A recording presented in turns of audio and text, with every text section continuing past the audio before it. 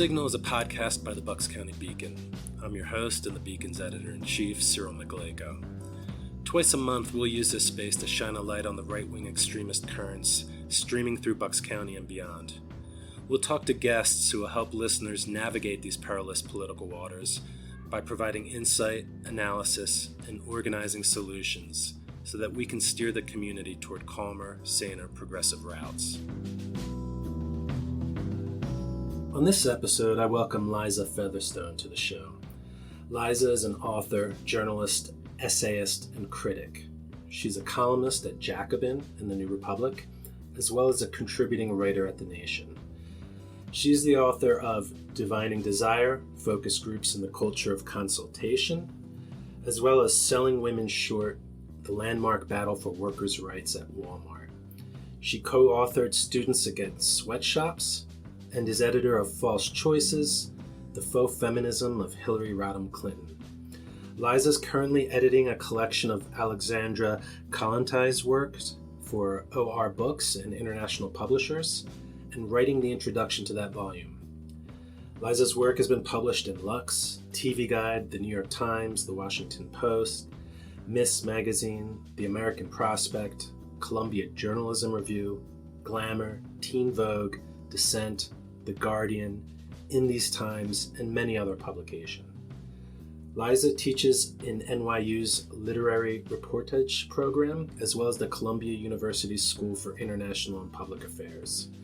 She's proud to be an active member of New York City's Democratic Socialists of America and of UAW Local 7902. Hi, Liza. Welcome to The Signal. Hi, Cyril.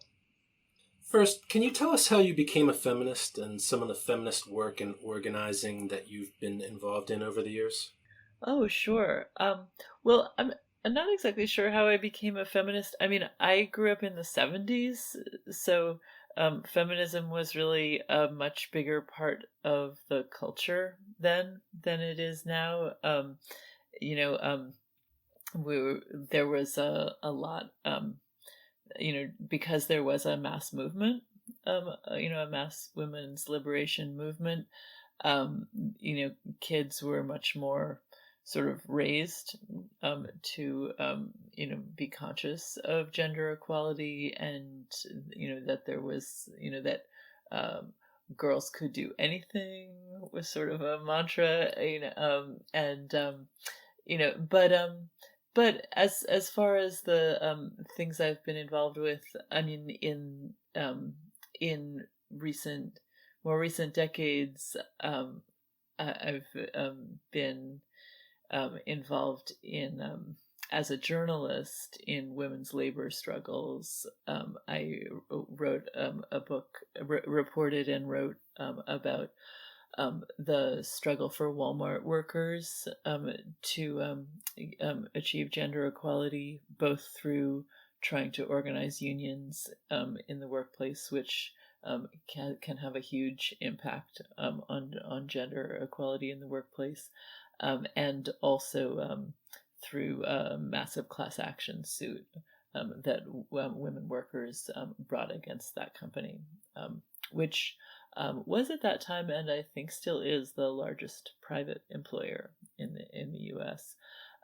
So ever since that project, I have been really much more of a working women's feminist or a socialist feminist. I really see women's liberation as quite inseparable from women's workplace demands, and for redistribution of wealth in our society, because women are women are as workers doubly exploited at home and on the job, but also a lot of what all workers experience is magnified in the experience of women workers, as they can often be subject to particular oppressions on the job, whether that's sexual harassment, which has gotten a lot of attention in recent years, or more kind of even more commonly and sort of less reported and maybe less sort of sensational, just discrimination and lack of promotions, lack of pay, and overall kind of a devalue, a lack of value placed on women's work, because it benefits capitalists to have this women as a class perform cheap labor, and that's something that really hasn't changed that much. There's been certainly a lot of progress in gender relations over the decades, but the fact that capitalists consider women to be a class of people who can be paid less, is certainly unfortunately really persistent, but also gives women, I think, a certain special role and responsibility in the struggle against capitalism. So. Great. Well, that's a perfect segue to our next question. March 8th is International Women's Day. And this was a day that was born out of radical aspirations. What is the people's history of this International Day of Action? Yeah. Who were some of the key people and groups organizing it, and what were their goals? Yeah. So, you're going to see a lot of capitalist propaganda around this holiday. We see it every year.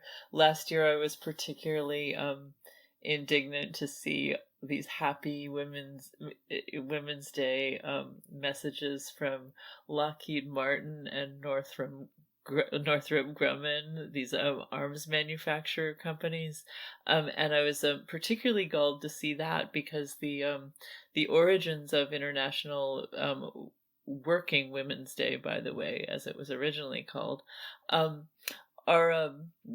it originates both in working class women's struggles against capitalism, and also mass movement by workers against war and imperialism. So Lockheed Martin and Northrop Grumman are the last people who should be wishing us happy International Women's Day, right? That's just absurd. So we really need to take it back from them and remind people every year of the actual history. So in the teens of last century, the 19 teens, International Working Women's Day started to be an organizing point for socialist women like Clara Zetkin, Alexandra Kollontai, and would organize working women in the streets, and there were a lot of protests ongoing and organizing by women workers to improve their conditions, and there had been in New York City the Triangle Shirtwaist Fire, one of the deadliest industrial accidents in history, led to a lot of that organizing stateside, but in the Russian context, that organizing was leading up to something much more radical and much more a demand for a different kind of society, for a socialist society, and so International Women's Day became a focal point, and those were the first. The first International Women's Day celebrations were during that time. They were both celebration and mass protest in the streets. At the same time, in Russia and throughout Europe, women workers were also organizing against World War I, and seeing that as a wasteful and pointless war that would only be, while being waged by elites, working people, ordinary people would bear the burden of that, would be killed internationally. So, as people are starting to be conscious of the internationalism of socialism, how socialism has to be a global movement, the elites are sort of starting to think internationally too, in terms of their war making, right? And so it's sort of the World War I is this real unifying point for women socialist organizers around the world. So it's and actually it leads. It plays a real role in leading up to the Bolshevik Revolution, and ultimately one of the most significant mass riots that leads to the Bolsheviks taking power took place on International Women's Day. So again, don't let any capitalists wish you a happy Women's Day without reminding them this is really not their day. Well, I mean that sounds like a history that Governor Ron DeSantis would want to ban. And absolutely, there's a reason why these people, why these Republicans want to crack down on history, because history contains a lot of I mean, our history contains a lot of narratives that really contradict their worldview.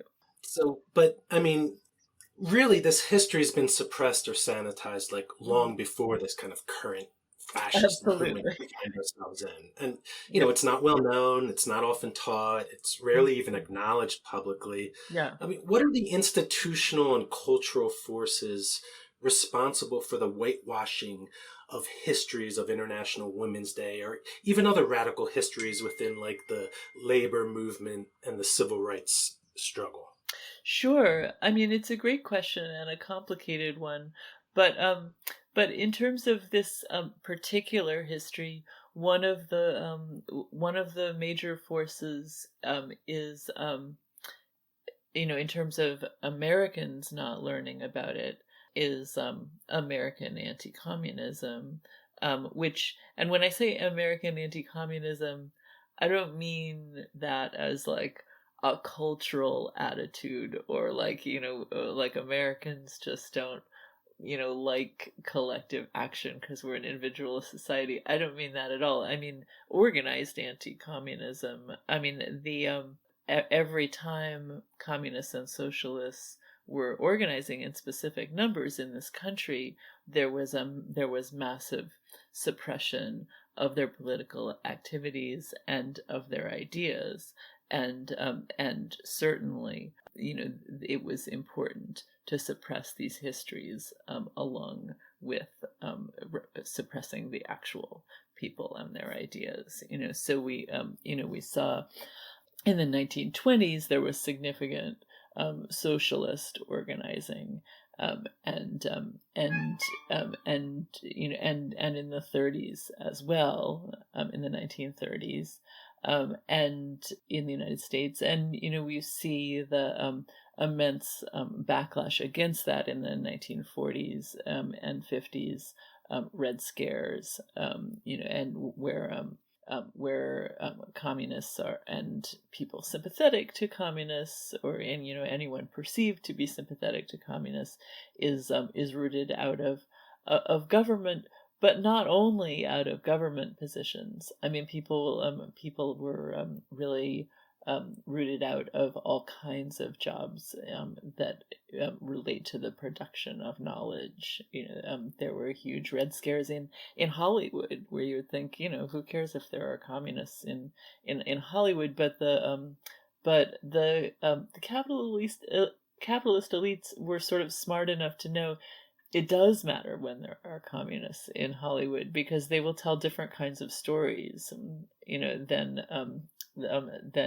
capitalist sympathizers, and some of those stories are like the one I just told you about International Women's Day, right? I mean, these stories are important, and the Ron DeSantis's and the Joe McCarthy's and the people like that have a great interest in making sure that we don't know them. So in 2019, you wrote an obituary of sorts for Verso on their blog called R.I.P. Rest in Peace, Elite White Feminism. Oh yes. What do you mean by that term, elite white feminism? And then, like, why do you think it died? And is it still dead, or has it risen again in some zombie form to kind of eat the flesh off more radical feminists? It does have a zombie like quality of being able to rise again, doesn't it? And so in that way, the R.I.P. is I guess a bit of a rhetorical flourish, and perhaps even a bit of poetic disinformation on my part. But what I meant was in some ways it's really in some ways that kind of elite white feminism has run its course. And what I mean by elite white feminism is feminism that is really for the elites, by and for the elites. So a feminism that understands, for example, Hillary Clinton's candidacy as kind of the pinnacle of what can be achieved by women in this country and by feminism, and for example, that was one reason, and I don't want to. It's complicated, right? Because Hillary Clinton did win a majority of votes against Donald Trump. I don't want to say nobody likes her, she's totally unpopular. Like, that's not true. But I think if we reflect back to 2016 and what in some ways how little Donald Trump had to offer to most people in terms of an actual improvement in their lives. Any Democratic candidate should have won by a lot more. They should have won by a lot more of the popular vote, and they should have won enough in red states to prevail in the Electoral College, right? Because I mean, just looking at what do Republicans have to offer the vast majority of working people, as bad as the Democrats can be, the Republicans always have even less to offer, right? So rationally, that's what should have happened, but that didn't happen, and I would say that the reason was not so much misogyny or racism, but a real failure of that kind of feminism to connect with the majority of people, of men and women, right? That it's not particularly appealing to most people to just look at what can women achieve equality at the very top echelon of our society. Like, what does that matter to you if you're like a waitress in Ohio or Pennsylvania, or it doesn't really matter. It doesn't even affect my life very much, and I'm like, I guess part of the cultural elite. I teach some classes in universities or whatever. It still doesn't have any effect on my life either, right? So it's just I think that kind of feminism has really run its course in terms of being able to deliver for regular people, and if anything contributes to backlash against itself by engaging and fueling kind of culture wars, and by that I sort of I mean, you're sort of being drawn in to characters like Donald Trump and sort of the outrage of them, and trying to sort of get people really fired up about how character men like that are really sexist. It's like, I don't know, most women know a lot of men like that, and are either mad about it or not. I mean, but it doesn't necessarily touch on the primary, like, who's gonna watch my kids while I'm at work? How am I going to afford to work and raise my kids? How am I going to feed these kids? I mean, these are the things most women are worrying about, right? I mean, and so I think that I think that the sort of elite white feminism in which in this sort of bubble in which what people are most mad about is that Hillary Clinton didn't win the 2016 election, and that's where we were in 2019 with like a lot of the leaders of the feminist movement. That was their primary thing. Now, I do think that with the legal backlash against abortion in this country, that there's sort of more possibility that feminism comes a bit down to earth and engages with what everyone else is concerned about. Sort of basic human rights. There's elite feminism is a problem for sure, and I think it has a lack of a lack of traction, a lack of momentum and popularity. You see that in, like, I mean, I'll just give an example. Is there's for people are so excited by these like small pop culture developments, like Rihanna's playing at the Super Bowl and she's going to make some kind of feminist statement, and that's great, but International Working Women's Day is approaching, and there's been very little organizing on for like a mass protest, even on the abortion issues, and that kind of thing. And so yeah, I think elite white feminism has run its course, but yes, as you suggest, it does always come back in zombie form. I guess another example of its death is, you might say, the 2020 primary.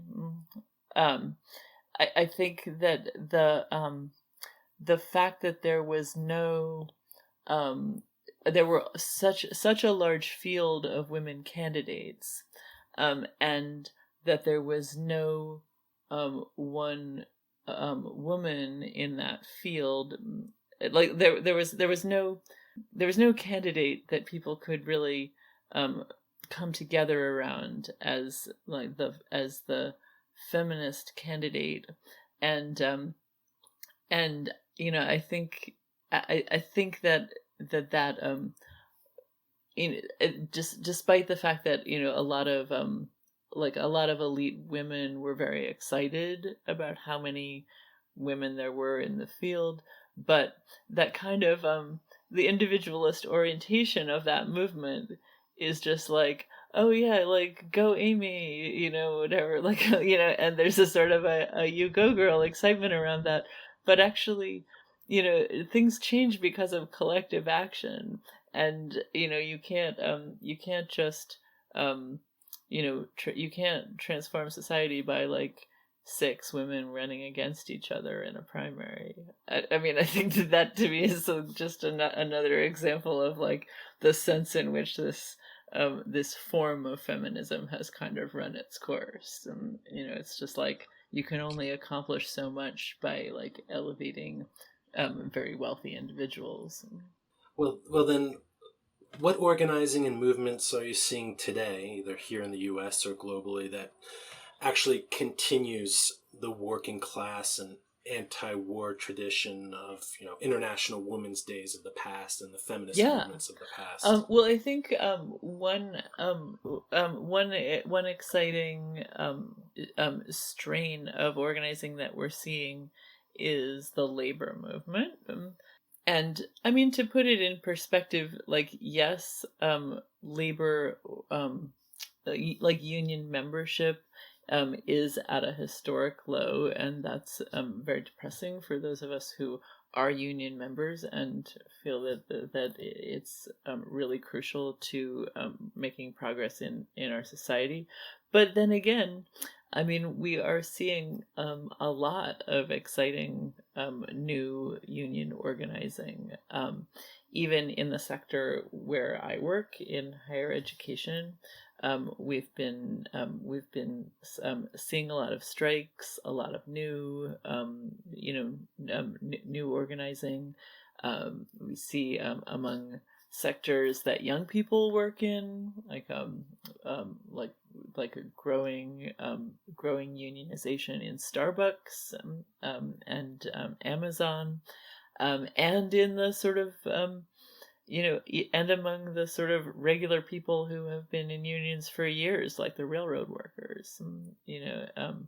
That I think they're I think we're seeing a lot of that, and in terms of women, and and women's organizing, women are taking a lead in a lot of these a lot of these situations. Certainly they're like at the forefront of the organizing in the academic unions, and I'd say in the service sector, like the Starbucks organizing as well. These are sectors where women's labor tends to be particularly exploited, and people are fighting back. I would also say, I think something else that's really an encouraging sort of continuation of these International Women's Day origins we're also seeing more democratic socialist organizing. I personally am a member of Democratic Socialists of America, and in New York City, we've been having a lot of success organizing, electing candidates that are open socialists, and fighting for things like the public ownership of renewable energy, and we're also there, in terms of working, in terms of working women. Like, we've been fighting to pass legislation at City Council that protects workers' job security. People in other countries are always horrified to learn that in the United States, you can be fired for any reason from your job, which is so crazy. I mean, and like that, that the boss just doesn't even have to have a reason. And so we are fighting for a bill in City Council that will say, actually they have to have a reason, which sounds very modest, but anybody who has a job in the United States of America will know that's actually a pretty big deal. So trying to do some stuff. Great. And finally, this last question is kind of a riff on what the New York Times asks authors in its By the Book interview series. So, you're organizing an International Women's Day protest. Which three feminists, dead or alive, would you want to organize it with? Oh gosh. So I'd say Alexandra Kollontai, who is one of the originators of International Women's Day, and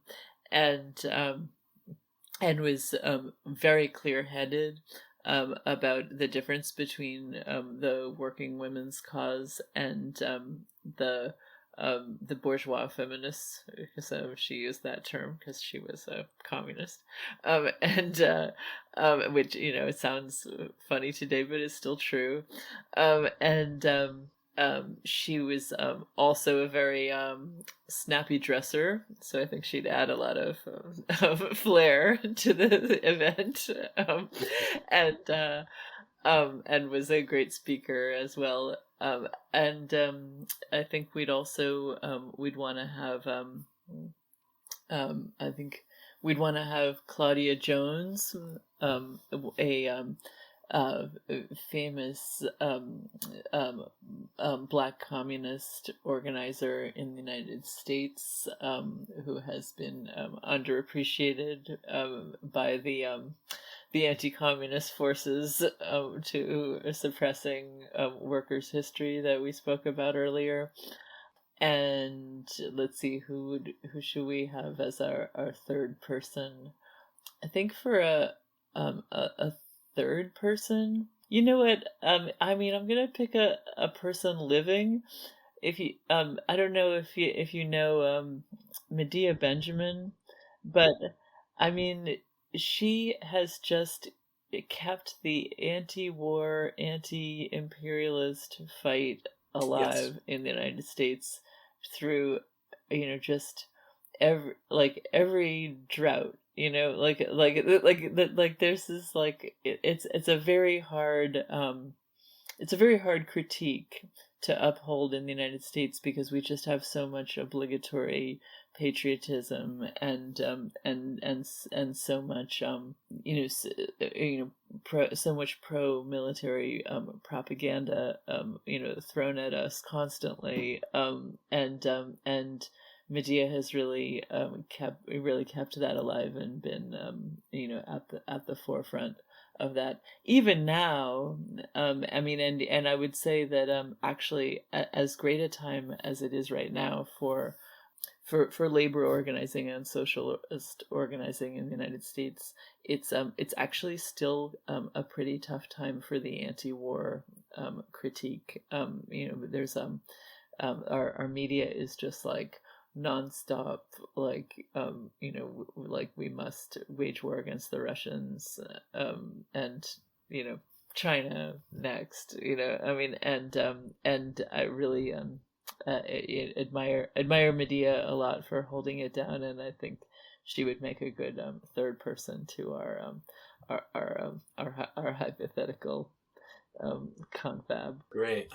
Well, thanks so much, Liza, for joining us on The Signal. Thank you, Cyril. Really a pleasure. You can follow Liza on Twitter at @LFeathers. That's LFEATHERZ.